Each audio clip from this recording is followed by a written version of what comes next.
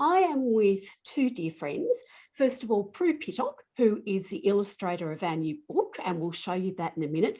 Prue actually has illustrated Lily Pilly, Isla's Family Tree, Thank You Daddy, Thank You Mummy, and Matthew Flinder's Adventures in a Leaky Ship. I've got to always think about that one. And also my friend Sue, who this is her first book ever. Together we've worked on, Sue is a healer, by the way. Sue's done 25 years, give or take, in sound healing, energy healing, working with children. She also has music lessons. She's a very talented woman. And together, the three of us have created, ta-da, Nasha. And we are so proud of this book. So, Suze, how was the process? Well, because, Prue and I, we're old hands. How was the process of writing your first book? The process was very exciting, something really different for me. I've never consciously sat down to write a book before. I've run lots of workshops and so I'm used to writing up workshops and delivering those sorts of things, but a book felt a little bit different. However, it was a culmination of lots of things that I've been teaching over the years, as well as things that you've been teaching. But from my perspective, it was actually very exciting. So I remember when we discussed the concept for the book, and it was in probably 2019, I think we started talking about it.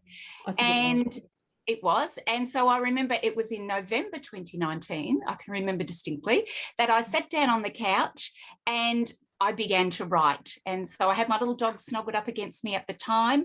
And as I began to write, I got really, really excited because there was so much I wanted to share. So the process was pretty quick. I think we had the manuscript done by December or Jan, I think, perhaps. I think we did the first one. And the first one was long. Oh, Prue, you're lucky you didn't have to illustrate that. It was, I think it was about, it would have been about 30,000 words. It was long. We had everything we'd ever learned. It was, but it was good fun. And then the process, I suppose, of editing that and really consolidating all their little tips and techniques and things. Yeah, the whole process was amazing. So I think you helped make it easy, Susie. Oh, I'm not so sure about that. There was lots of chatting and not too much working. That's yes, there was a lot of chatting, lots of tea and treats.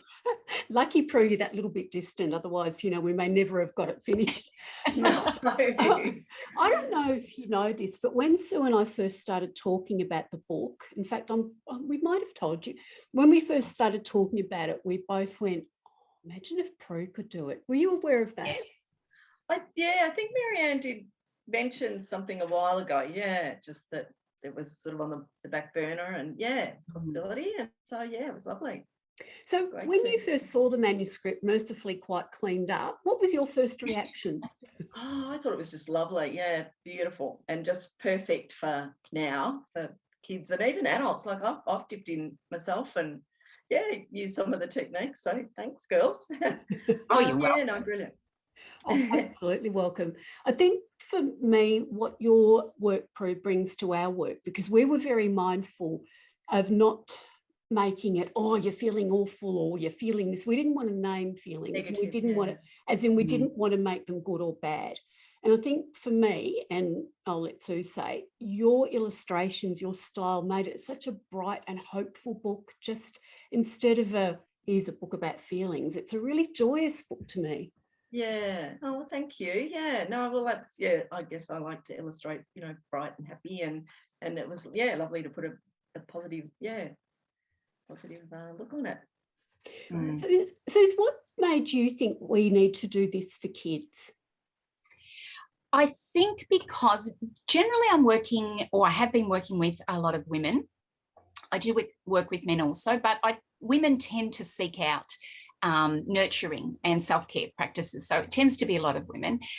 And even though I've worked with children in a singing realm over the years, women have presented to me with the idea of not feeling good enough, not loving themselves enough, not looking after themselves, perhaps being down on themselves. And I'm noticing this in clients from their early 20s right through to their 70s or 80s. And it's really, it's a bit heartbreaking sometimes to have women sitting in front of you who don't feel their self-worth and don't feel good about themselves, and men as well. And so I thought the best idea to try and help this was to work with kids, because kids are so impressionable. And this is where we begin to teach them these self-love, self-care practices, valuing themselves. And I would see this working in kindergarten. So I'd run singing programs in kindergartens, singing/wellbeing programs. And when they're really young, kids are so open and they're expressive and they're so pleased with who they are. And I noticed as I'd start working through primary school age, they'd start shutting down and they'd start becoming self-conscious and they'd start becoming self-critical. And so there was this little desire in me to perhaps teach kids that the most important thing was to be their own best friend. And if we can learn that as children, as we grow and become adults, it's second nature to us. And it makes it so much easier to navigate life, as crazy as it is. Yeah. Prue, as a parent and also a grandparent, working, just being with your littlies, have you noticed, I'm noticing that kids seem to be much more, I hate the word anxious, but I'm going to use it because we're chatting, much more anxious, much more wound up than they used to be. Yeah, definitely. And I think, all these lockdowns and the lack of school, not having the social contact with their mates. And I think it's, led to a lot more anxiety, unfortunately. Yeah. Yeah, absolutely. Not great. No, yeah. no. I think for me, one of the things, and this is something Sue has taught me over many years as a friend and as going to her professionally, is that a feeling is a feeling. You are not that feeling. And that is one of the things that I love in our book, is that it's not, I am angry. It's, I am feeling angry. I'm Sue, but I feel angry, and that's okay. How hard is that, do you think, Prue, to wrap your head around that idea? Yeah, well, that's tricky. Yeah. I mean, that's a great way of putting it, isn't it? Like, feelings come and go, and you just, I guess, have to learn how to, deal with them. And I like that. So do you love seeing when people do, because I know I did it, I went, oh yeah, when people get that feels like you are feeling that. Do you love it when people get it? I love it. I do love it. I love when people get any of the things that I've been sharing, or you share, or just things that you can see when something drops, a little light bulb moment or something clicks in, and you do feel good about it. Because I mean, I've had to learn that too. We all come to it at different points in our life, but it is a good feeling when people are, oh, that's right, it's not me, it's just something that's moving through me. And when I'm teaching kids, I like to say that, it's like a visitor in your house. Any feeling is allowed to come and visit. Some you want to stay for longer, and others you're happy to let them move on. So it's just letting them be visitors, having a chat with it, seeing what it wants, and then letting it move through, which is, kids get that. Yeah. I think for some kids, and I think adults too, we think that once we know this stuff, we should always be in control of our lives, and that's it. We've done the book, we know the exercises, life's sorted. Is that true, Sue? Wouldn't that be nice? I'm hoping. No, so not true. We all experience different emotions and feelings, and we all go through really low patches and high patches, and it's the remembering. So when we learn these skills, sometimes we can really be good at them for a long time or for a short time, and then we fall off the wagon, so to speak. But it's just the remembering that, actually, I'm feeling this way. Is there something I can do? And it might be reaching for a book like You Matter, or it might be talking to someone that reminds you of who you are and or what you might need. So, we don't go like that through life. It's definitely like that. And it doesn't, as we've said in the book, it doesn't matter how smart you are, how rich you are, how famous, how nice or kind you are. These sort of things happen to all of us. Yeah. Exactly. Prue, when you got the manuscript, when Marianne sent it to you, how did you approach, because being writers, we kind of had an idea of what it might look like being your style, but we didn't know. We just sort of went, off you go. What did you think? How did you approach it? Well, obviously Marianne, mentioned a few things like the age group that it was sort of going to be targeted at. So, and to sort of not make it too flowery because we wanted it to appeal to girls and boys. Oh, look, it's a funny process. It's hard to explain. Yeah, you sort of just read it all, sort of picture what comes to mind first and what you want to capture on the page. Yeah, do the roughs, and obviously you girls got to look at some early stuff, and yeah, and Marianne, yeah. So that's kind of how I approach it, I guess. Mm-hmm. And the colours, what made you go for the bright, beautiful colours? Yeah, well, I like bright, vibrant colours, and I think, you know, that, yeah, it was great to have, you know, some nice bright colours for kids to look at. Yeah, absolutely. More appealing. Yeah. Sorry, how do you do your work? How do you like? Well, this particular one I did mostly on the computer. So I'd do some roughs. I can show you sort of how I started a bit if you like. So that's sort of, I don't think you can see that. Oh, that was the rough for the cover. Yeah, which has ended up looking like that. Yeah. So I draw it up and then scan it into the program, and then sort of would hand colour it on the computer, and that was the lettering. So I sort of did the old school. I printed that out and sort of stuck it on to make sure it fitted and it looked fine on the page. So it's, you know, sort of started some of the just black and white line, and then I'd scan it in and do the colouring online. Yeah. Did you have a favourite character or image? Because I know we both do. I think I sort of started with this little guy. I think I've got a few versions of him, but I sort of really warmed to him. Yeah, and he features a little bit in the book. Yeah. Yeah, he's beautiful. What was yours, Suze? Did you have a favourite? Oh, I loved the two girls hugging, the friendship on the friendship page. There was something so beautiful about that. Was it that one?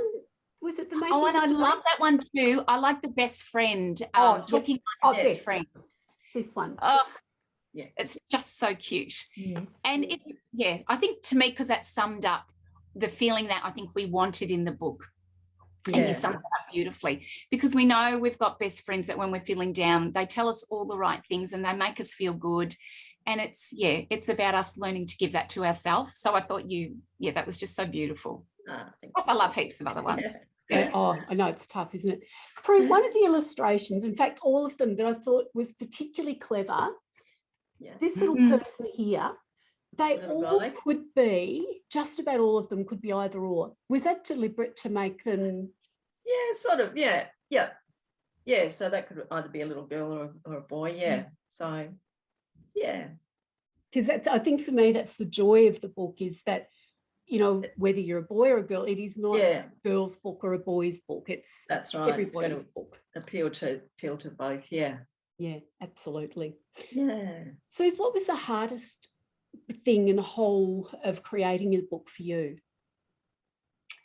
The hardest thing, I think the hardest thing was, you know, we started off with how many thousand words did you say? I think 30. I think 30,000, something like that. And in the process of refining it, I was a little bit nervous that we might lose the message of softness and nurturing, because that's what, you know, my work is about, and your work is about too, Suze, working with kids and young adults. And so my concern was we would lose all these soft, nurturing words, and the book might just seem a little stark or bland, and it wouldn't feel like a hug. And that's what I wanted it to feel like. So I was a bit nervous at different points because we'd lose lots of words and it would be refined even further. And I remember saying to you, I'm so scared it's not going to be soft and loving. Because in particular, that's what I wanted children to feel. They don't all have that in their life. Not everyone, you know, has a really safe, soft, loving place. And so I wanted this book to be a place that if they picked it up, they knew that they felt loved or they felt cared for. But that's where you came in, Prue. So I felt where we perhaps couldn't use all these soft, loving words, you filled in the gaps with the illustration, and that's what made it so beautiful. So, so then it wasn't hard. I wasn't as scared. Yeah. No, I think I'm trying to find that dog that when I saw him, I just went, oh my Lord, where are you? This one. You see, Cute. that stretching dog. Downward The dog. first time and then when we had to cut things back, once we had everything right and some of the illustrations going, so Prue and I both go, oh my God, what if this one goes? What if this one goes? So we were a bit toey. So Yeah. yeah. But it looks beautiful. They've done a great job. Does Very, look very beautiful. proud of it. Very proud of it. Isn't it nice to sit here? I know it sounds like I'm brave. It's so beautiful, but we're so proud, aren't we? Yeah. It's a Yes. Yeah. beautiful thing. And it's such a lovely feeling. Like when that book arrived, to just go, oh, there it is. This is it. I don't think it ever gets old. It's the most fabulous feeling. And yeah. And I particularly love the size. It's such a great little, isn't it? It's just so gorgeous. You can just tuck it in your bag and Yep. Because I was saying you can take it anywhere. Yep. Yeah. So I said to Sue at one point, I thought it was going to be a little bit bigger. And so when I picked it up, I went, oh, and then I went, no, it couldn't be bigger. This is perfect. No, perfect. Yeah. Perfect. Oh, that Marianne, she knows what she's doing, doesn't she? She's good. You can pop it under the pillow. You can take it. They can take it if they're going on a little holiday. Yeah. They can. Yeah. Yeah, absolutely. Perfect. Well, this is our beautiful book, You Matter. And it's written by Sue Hindle and myself, Sue Lawson, and illustrated by the incredibly talented Prue Pittock. And it is just divine. And it's published by Wild Dog Books. So you can find it in your favourite bookstore, or pop online if you can't find it in a bookstore because, you know, with COVID, things are slowing down, and contact Marianne directly on the website and we'll be able to make sure you get a copy. And please contact us. All three of us, you can contact us on various websites and things. If you've got questions, we might even have a little competition later on. There's just one little thing in there that we won't share yet, but there might be something and we'll see who can pick it up. And we'll leave it at that. Girls, thank you so much. And thank you for working with me on this book. It's been so lovely. Oh, it was a pleasure, Sue. Thank you. Thank you, And Miss Sue. Sue. And Sue. Double Prue and a Prue. That's right. The rhyming.